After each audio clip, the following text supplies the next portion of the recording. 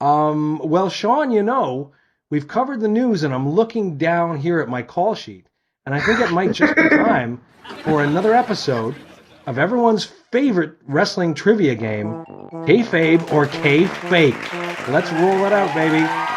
So this is episode number 4, Sean. You've done this 3 times before, Yes. and each time it's been a nail biter.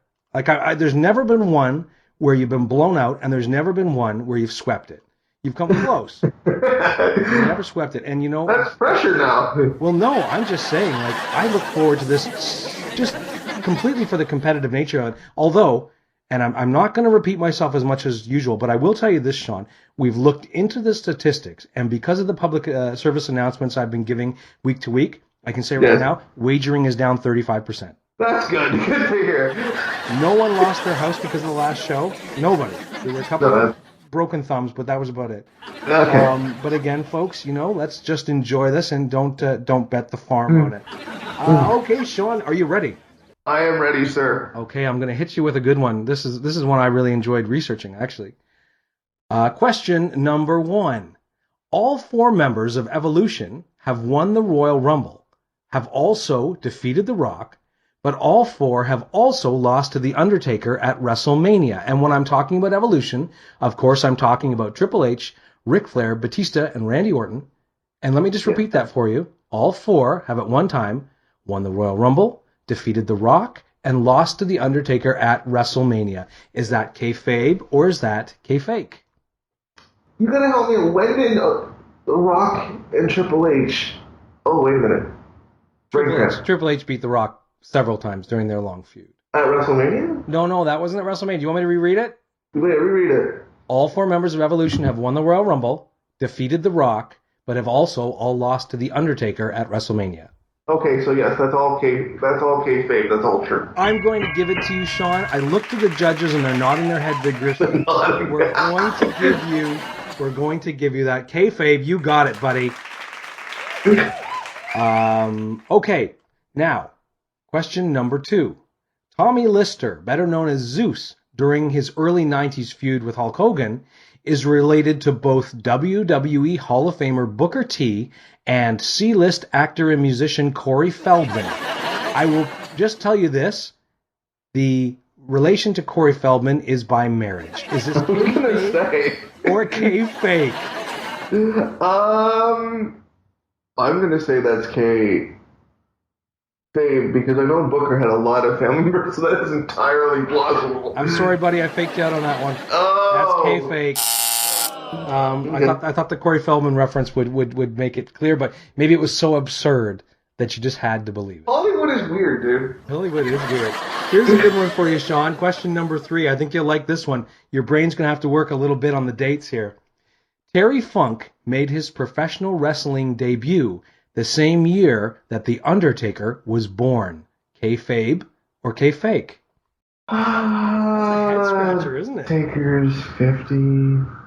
Let's say that's kayfabe. You are correct, sir. Both things took place in 1965. The Undertaker was born, and Terry Funk made his professional wrestling debut. How does that sit with you, buddy? I feel very old. You feel old. How does Terry Funk feel? Yeah, no kidding.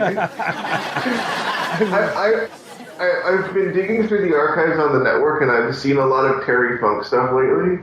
And see what he looked like even in his 40s, and in this things in the 1980s and beyond. He still was wrestling really well. Oh yeah, I mean Terry Funk just has it. He can pull it off regardless of what's going on. But I think it's really absurd to think that Terry Funk's wrestling career has been as long as The Undertaker's life. Absolutely. Insane. Question number, what are we up to? Number 4.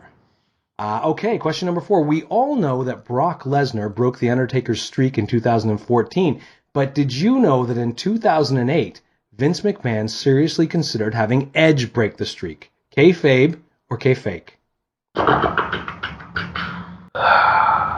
Let's say that's kayfake.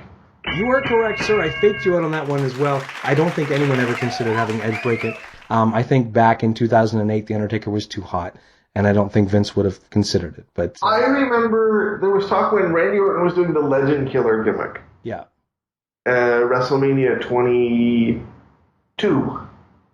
I know that there was talk very heavily at that point that Randy was going to be the guy, and it made perfect sense.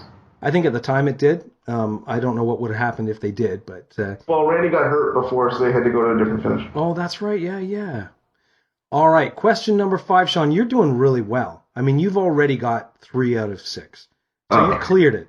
You cleared it. The question now is, how far are you going to take this, buddy? How far are you going to ride the ride today? Here is question number 5. You'll remember the infamous Hell in a Cell match between Mick Foley and The Undertaker. We're on an Undertaker topic today, I guess. Well, we're getting close to Halloween. It's October. That's true. That's true. You remember that great match, though, Sean? I'm sure you do.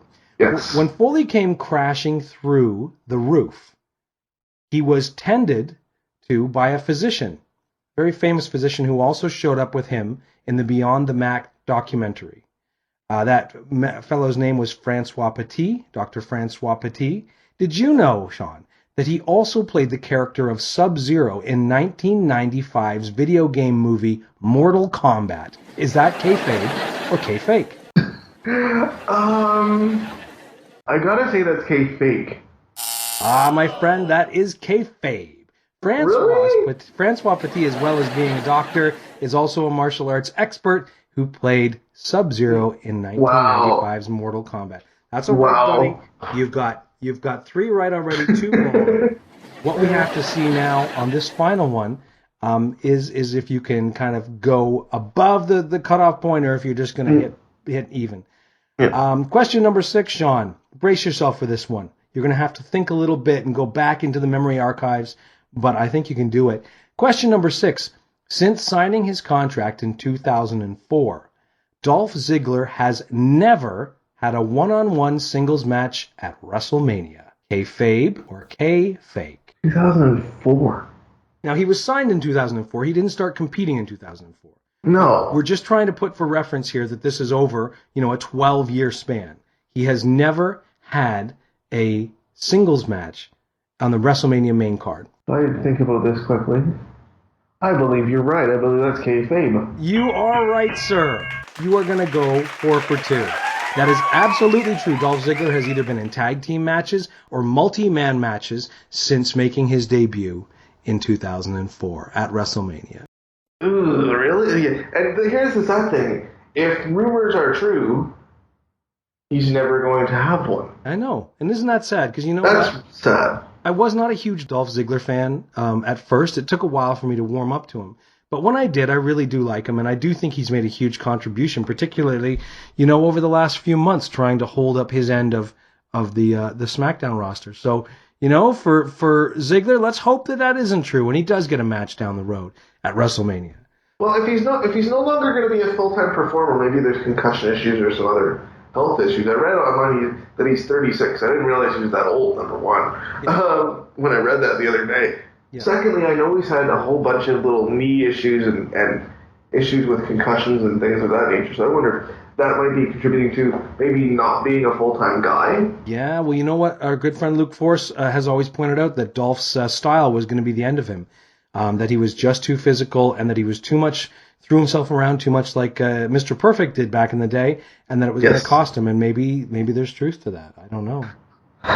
Sad to think about if that's true. And then I got flashbacks to the Spirit Squad. The Spirit Squad, who they rolled out somewhat on SmackDown this week. That was a very strange thing to say. I'm sure that's something Dolph doesn't want to really remember. No. But good luck to Dolph. Congratulations to you, Sean, for clearing another episode of Kayfabe or Kayfake. Thank you very much, sir. You are becoming a master of this. I try very hard. If wrestling trivia was an Olympic sport, I think you would be a gold medal finalist. Thank you very much. Which it was. Might be the only way I get to an Olympics at this point. Well, listen, buddy, we've got to go in a minute, but there's one thing we want to talk about. We're going to take a very brief look at CM